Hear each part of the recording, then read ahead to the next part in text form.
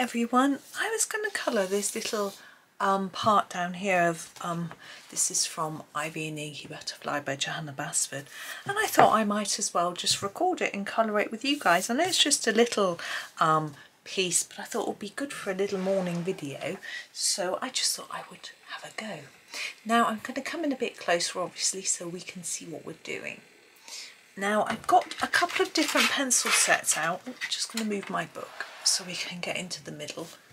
I've got a couple of pencil sets out for this.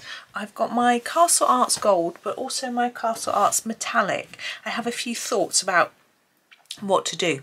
Now, this is a part of the book where Ivy is crying, so this is her tear.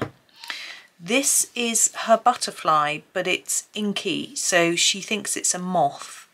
And so I've had a few thoughts. I'm going to actually just start with the body of the butterfly. That's quite straightforward, and I'm going to use one of the Castle Arts Gold pencils, one or two, probably one. This is the Cool Grey Deep. Just going to give it a sharpen and then make a start, although that's gone all wobbly now. Maybe this sharpener needs a new blade. So yes, you can use any grey for this. A slightly darker grey I find to be a bit better than a silvery colour. I'm going to use some silver a bit later. Spoiler alert. So Cool Grey Deep. And I'm going to do the head. I'm going to try and go a bit darker around the edge than the middle, like I often do with these little butterflies. A bit there. And then this long part of the body.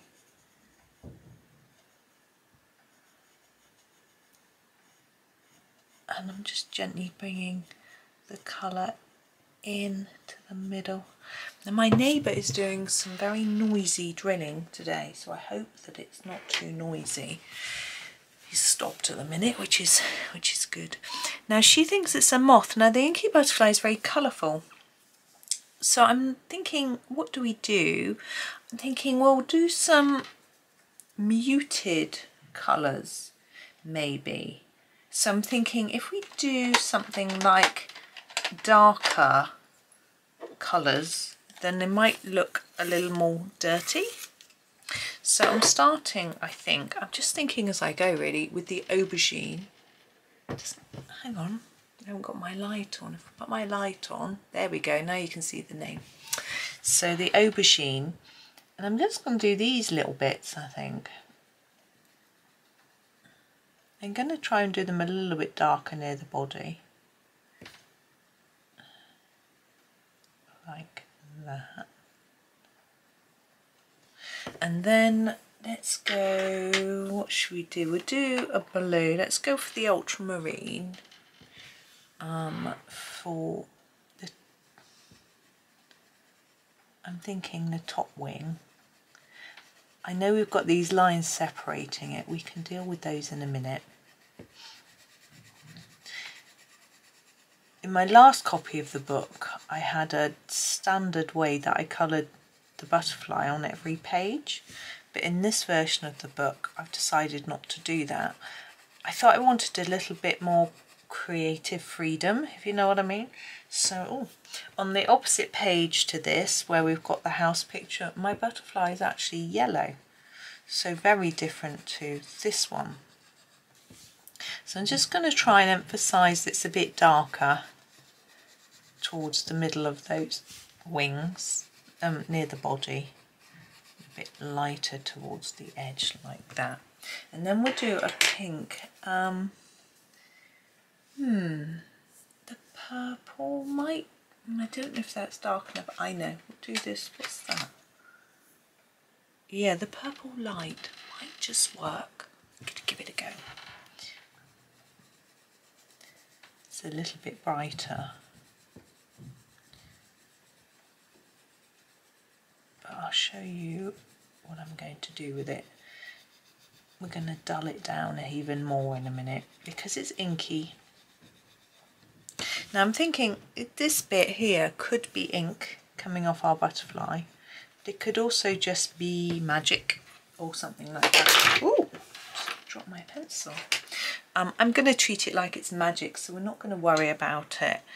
I need to darken. I'm actually going to use a black to darken, to do some shadowing. So this is the ivory black. I just need to sharpen it a little bit. There we go. So my first shadow is under here, and quite a thick, deep shadow under there where the wings are overlapping. And then I'm going to put a little bit over the top of this pink because it's a bit too bright. Make our butterfly look a little bit dirty. She's inky. You don't have to do this if you want your butterfly looking bright and pretty, and that's absolutely your choice, like that. But I'm also going to do a little black border around the edge, because butterflies often do have a bit of a black border, particularly on the top wing. And this one's inky, so I'm thinking its wings might be black ink anyway.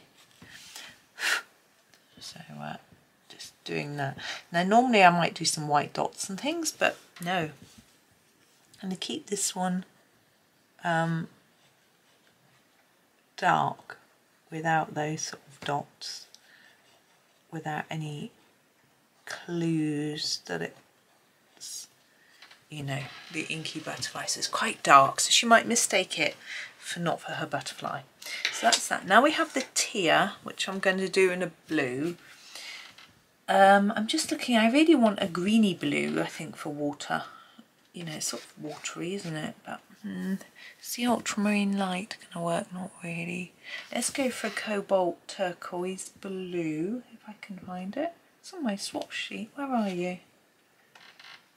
Oh, there it is. Cobalt turquoise green. Oh, I think it... Yeah, it's cobalt turquoise green. I've misread the name on my chart. Here it is. Cobalt turquoise green. I'm going to try and leave that white rather than putting a white pen on it, but you can do either. I'm just going to get a brush. There we go. So I'm going to go around the edge. I want the edge to be darker.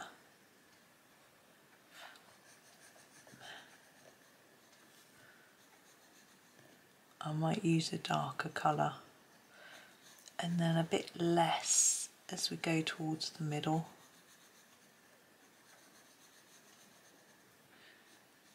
Try and make that a gradual fade if you can.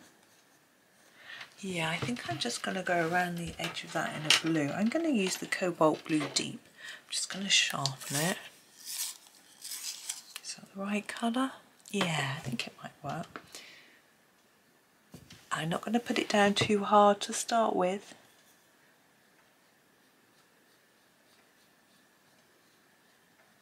I just want to slightly deepen it.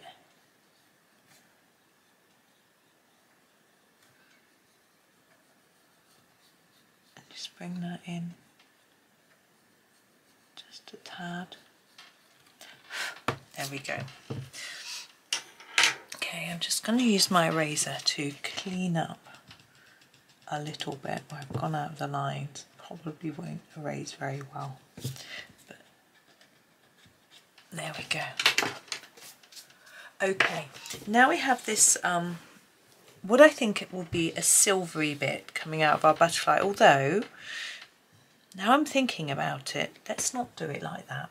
Let's do it the colours of the butterfly, so we go blue to pink. That might be nice. So I'm going to find the peacock topaz. Oh, where are you? There you are. To start with, from the this is the metallic set. You can do it in your plain pencils if you don't have metallic, and you could use the same colours as you've used on your butterfly. So what I'm going to do is sort of fade it, because we're going to blend it into the pink like that. We could use a transitional colour, I'm not sure yet.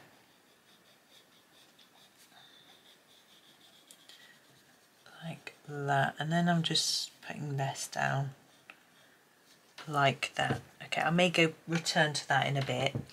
Now I want a sort of pinky colour I think the Garnet Lake is probably maybe the best one. It's a little bit reddish, but we don't, all the pinks are quite reddish. We'll try this.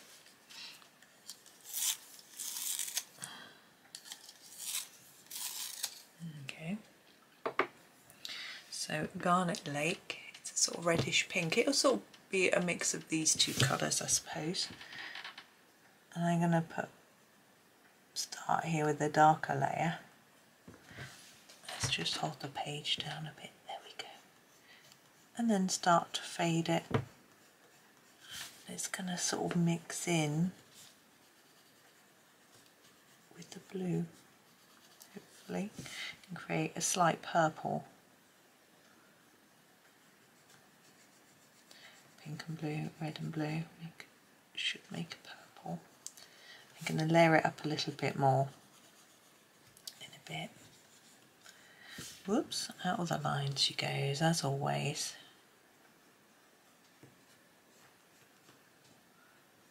There we go, and then this one as well. I think it makes the butterfly look a bit magical. And it's because it's a simple little picture, it's quite nice to do a little bit more with it. Here we're back with our peacock topaz. I'm going to put another layer on here, darken it up, and then also darken this bit a little. It's just a matter of us working it along so that we can layer up those colours.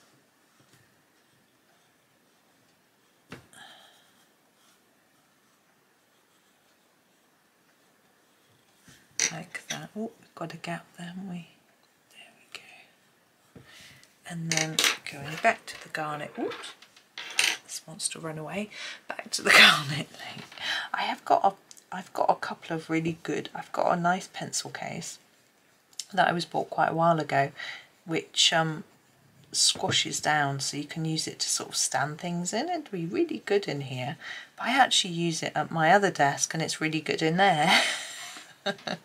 So I have got a Derwent pencil holder in here, but I use it to keep my whites and blenders and things in. So again,